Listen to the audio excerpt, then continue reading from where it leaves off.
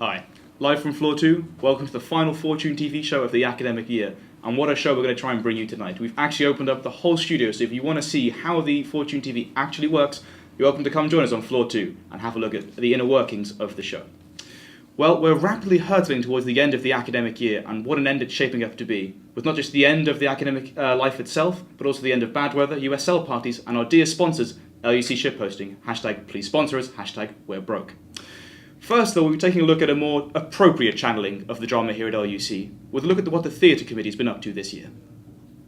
Before we begin, let's try and get into the mood, okay? It's going to be a bit of a spiritual thing. So I just want you to reflect, because reflection is going to be a key word tonight, about how you go on in your daily lives and how you construct your personality and your identity and all of that. I just want you to understand and accept and embrace how much of our lives are performed and how theater can really bring this performance and this performativity to us.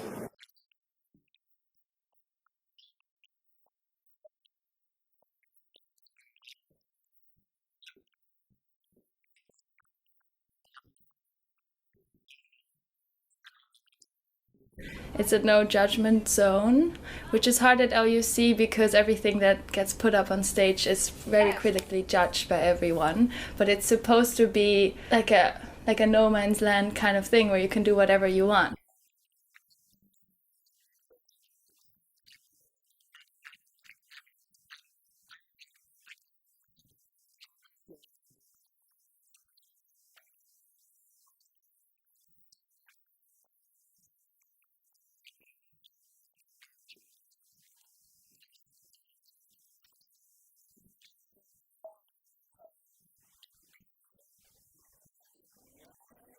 And the success of some of the plays that you set up, do you think that's attributable to the quality of the performances, or rather to the fact that people come to support their friends who are actually performing there? Well, you always hope that it is about the quality, but the first thing is the friends. Yeah. I don't know how to do this stone cold sober. Before it happened, we were a tight little family. We were a unit.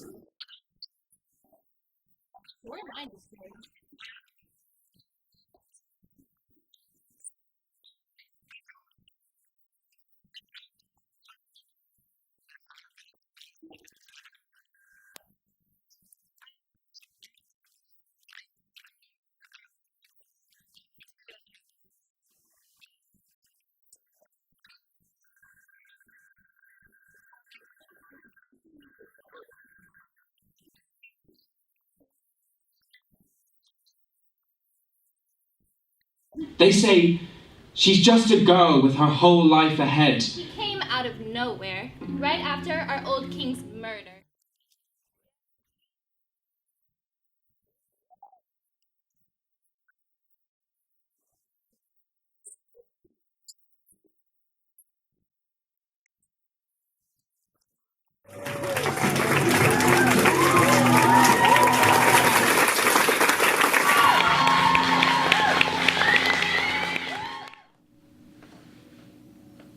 Another great set of performances, and as they said, they are looking for new members to join, so have a look into that.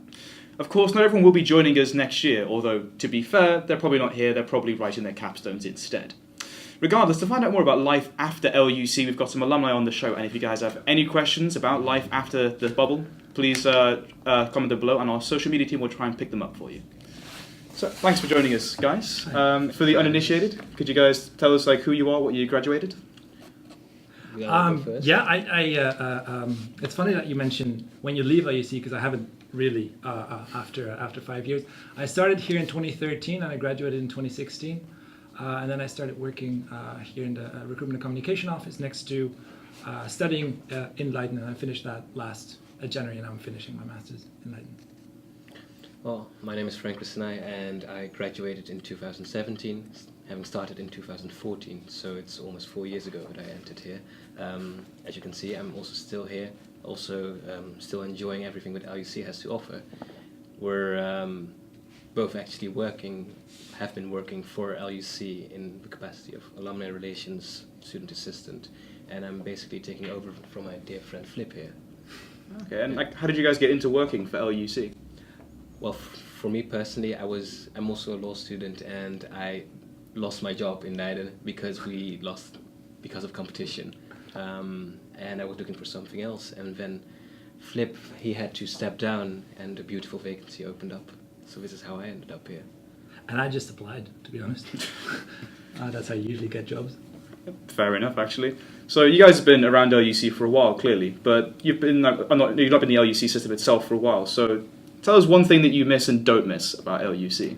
Well, to start off, we don't miss these couches. These are terrible, and I'm really happy that I don't have them in my house anymore, because they also don't fit with anything that you try to fit it with. Something that I do miss is the community that we have here on campus. Even the people that you don't see that often in a normal life, in a normal non-LUC life, you will see them here in Anna van Burenplein, but also just anywhere you go, because you live in quite a bubble. Some people call it a bad thing. I think it's a positive thing, because it only shows how much you can identify with the people who are around you. For me, one of the things I guess I miss most is that feeling with the UCSRN, where you're all there and you all know that you're defending the honor of your college or whatever, and that is just something, that energy, that level of energy, I guess is what makes this place quite special. What I don't miss is pointless Facebook discussions where people add their opinion, not necessarily because it adds to it, but because it's their voice and they want to have their opinion heard.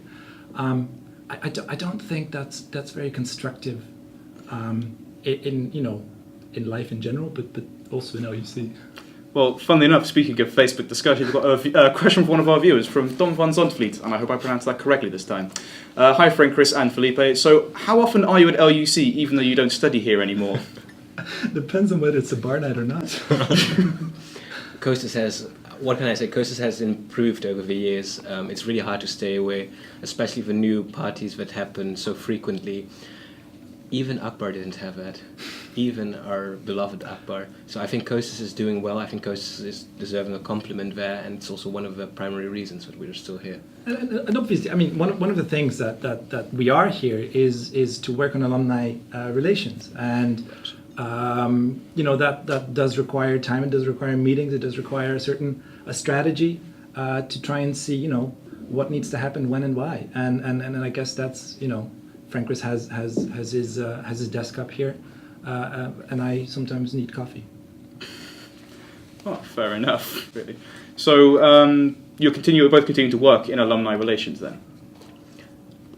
I think we can, if I may speak for the both of us, I think we're happy that we've been given the chance to develop our communication skills here, especially as regards alumni relations.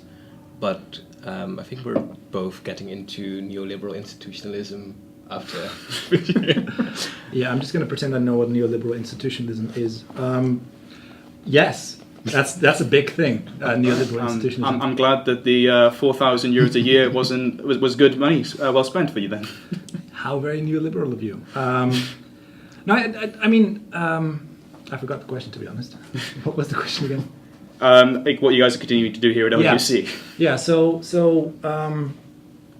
I think one of the most important things is with regards to alumni is obviously LUC since last January, since the class of 17 and a half graduated, we have more alumni than current students, and that profoundly changes the LUC community, right? So.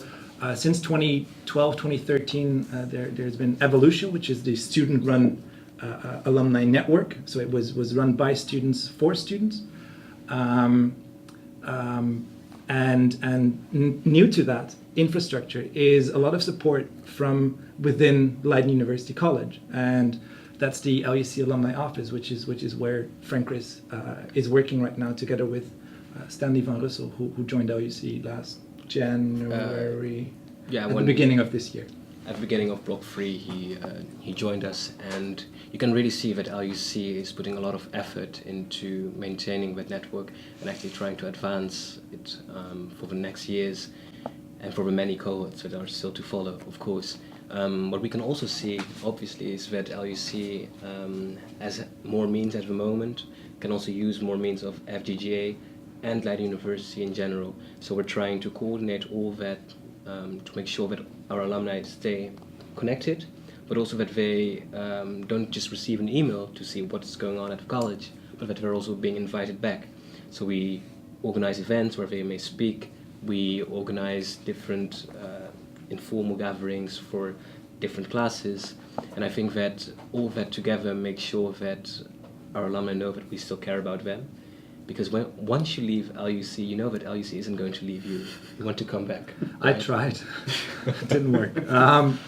No, and you know, one of the many things that our current students can look forward to is it's just nice discussions about, you know, how other people see the world, right? It's what we try and encourage in these kind of alumni events is to make sure that you meet new people. You know, you don't just meet the same people over and over again who you know, your neighbors, your floor mates, your, you know, whatever, but you meet people across different generations and people who, you know, have different experiences and that you can learn from them, and obviously have a drink after. Naturally. So this Evolutio, is that up and running now? And can anyone join it once they graduate? You're an automatic member. So after graduation, everyone becomes a member of Evolutio. And, you know, together with the IEC alumni office, we continue to invite you and to inform you and to see what you're up to, so that our current students, as well as the alumni, can have the best experience solving global challenges after graduating. To add to that, to put it a bit more specific, we're organizing an event in September. Both students and alumni are then present as guests, and we can share things with one another, which is extremely useful for people in their first year, also second and third year. But for example, first years still need to make major choices. Then you have second and third years who are still trying to decide which track is their proposed field for their future career. And I think that bringing all these alumni back and making sure that these different generations, as you said, interact with each other, but also with the students together, that's just one of the many benefits of having a strong alumni network. That's grand. Well, that's fantastic. That's all the time we have for you guys, though. So thank you very much for joining us. Thanks for having us. Well, as you may have seen recently, it's not just our guests that are under the spotlight, but LUC itself.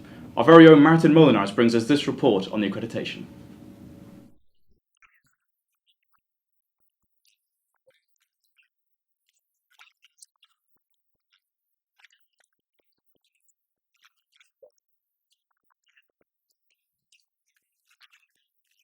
To learn more, we spoke to Lieke Scheel, the educational director at this institution.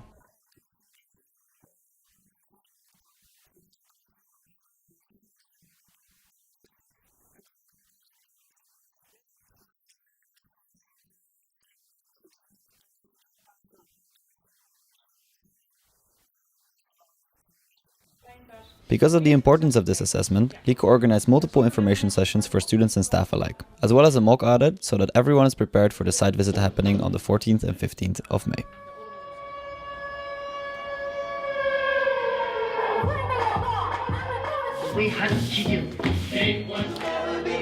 Starting out with a treasure trove, designed to show everything LUC has on offer in 45 minutes, the panel then went on to their individual interviews. At the end of the day, Chairman Theo van Engelen presented their first impressions. Nice place, well run, well-oiled machine. My children are well past the university age, but if they had to choose, I would certainly advise them to come to Leiden University College. Experienced accreditation panelist Lauren Butch added to this by saying,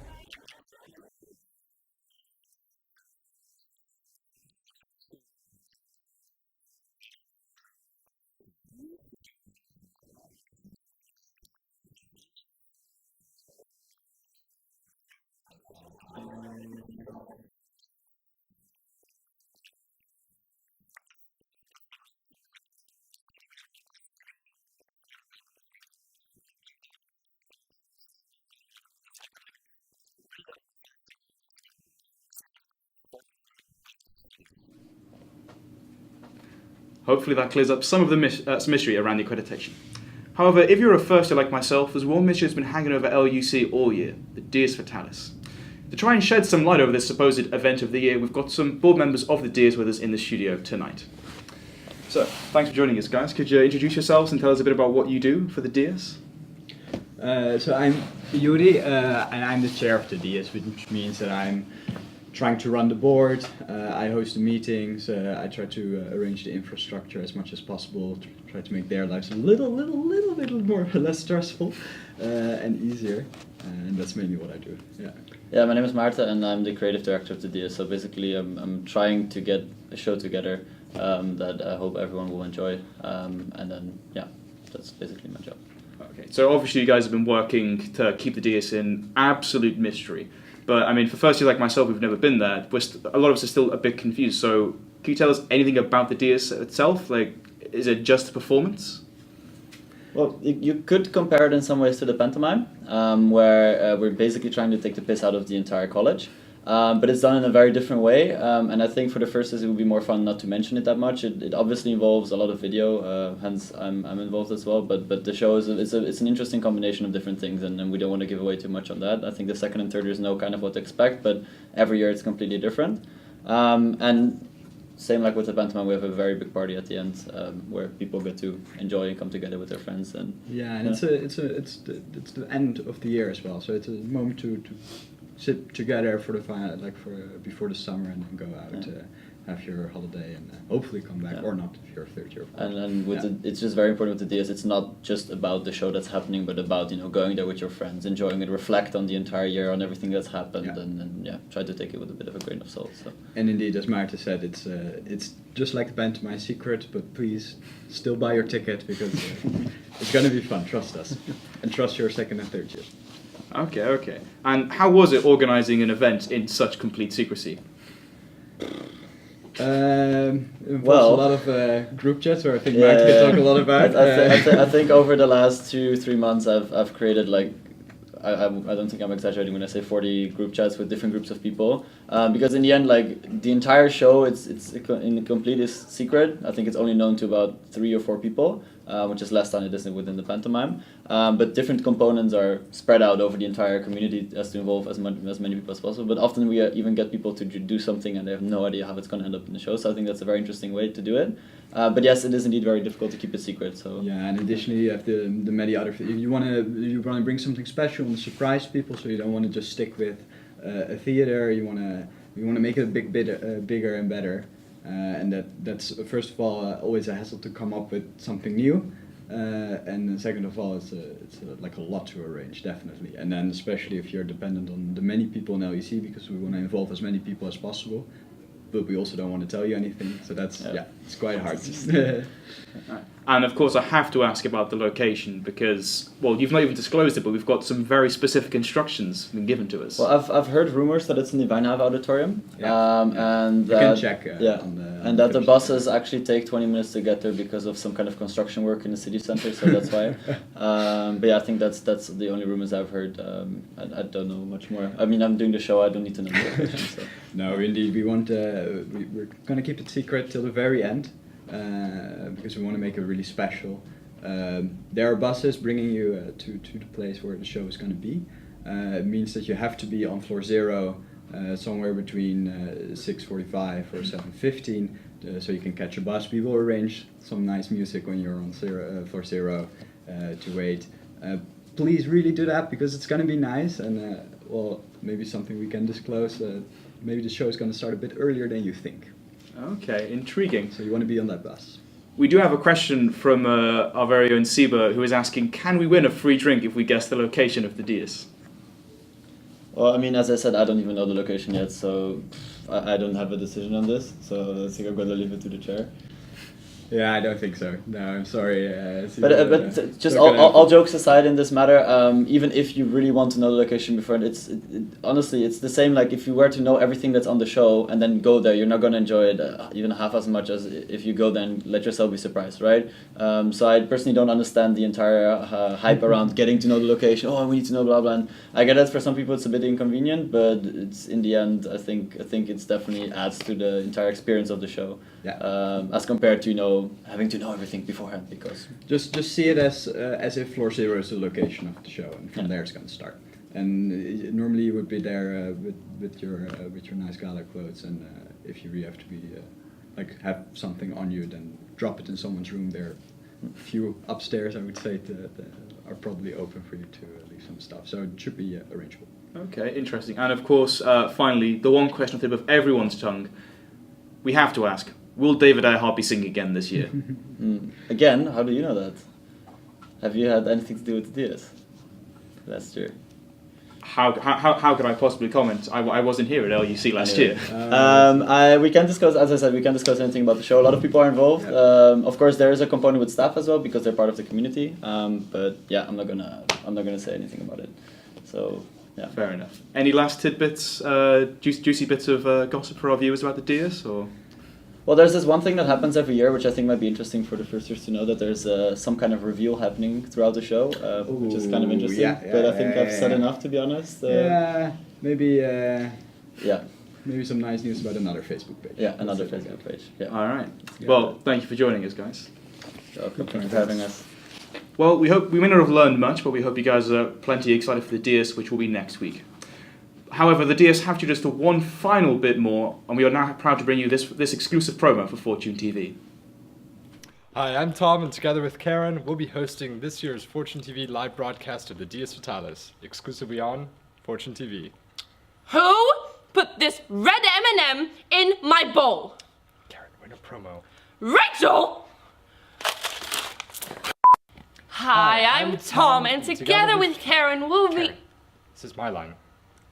And together with Karen, we'll be hosting this year's Fortune TV live broadcast of the DS Fatalis. And I'm Karen. Hi, I'm Tom, and together with Karen, we'll be hosting this year's Fortune TV live broadcast of the DS Fatalis, exclusively on Fortune TV. That's right, and this year's DS is the 5th edition already. And we've loved really being there for every single one, from the beginning to now. Especially because, well, it's the only time when Fortune TV lets us out of the basement.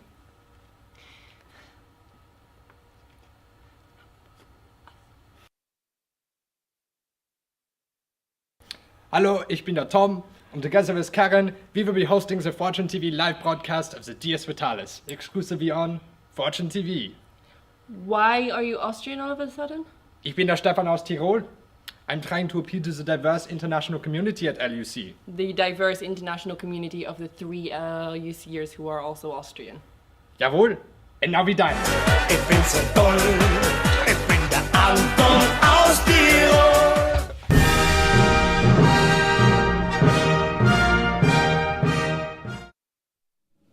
Well, we look forward to seeing you all at the DS next week. For now, though, we bring you the latest news from LUC. At the UCR Suresnes, LUC finished 3rd overall, still placing first in slam poetry, debating, women's running and beer chugging, amongst others. The Interfaculty Cup was the weekend before last, and LUC finished 2nd, but winning outright in basketball above all others. The Fortuna elections concluded recently. Congratulations to Rebecca as chair, to Patricia and Noemi as CAO officers, Amina as treasurer, Joris as ICO, and it is for secretary. And that is all the news we have coming out of LUC for this block. For a peek at what's to come, though, we now go to James King, permanent presenter, with the weather. Hi, Ethan. Thanks very much. Thanks for this opportunity to give you the weather for this block. So as we know, because we've been outside, we've had some really nice weather recently. It's been upwards of 25 degrees, but today it's around 13 degrees. So it's not as warm, it's not as nice, but I'm sure we'll get back to our best, and the Hague will keep on smiling. And back to you in the studio, Ethan. Thanks. Thanks, James. And that is all the time we have for you tonight and this year as a whole. On behalf of Fortune TV, I'd like to thank you for tuning in. It's been an absolute pleasure to bring you the show this year. Here at Fortune TV, we have a large and indispensable crew that all work together to make Fortune TV possible, many of whom remain behind the camera for the entire show.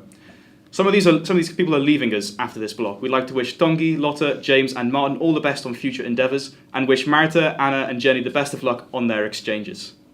To everyone else, we wish you the best of luck on exams and the end of the year. Fortune TV will return in September, where we'll be seeing you at the committee fair, and we will be looking to recruit new members. For now, though, we'd like to invite you all down for a drink at Coasters, and to celebrate the end of the year and aggressively ignore those ever-looming deadlines. For now, though, from all of us here in the studio, it's good night.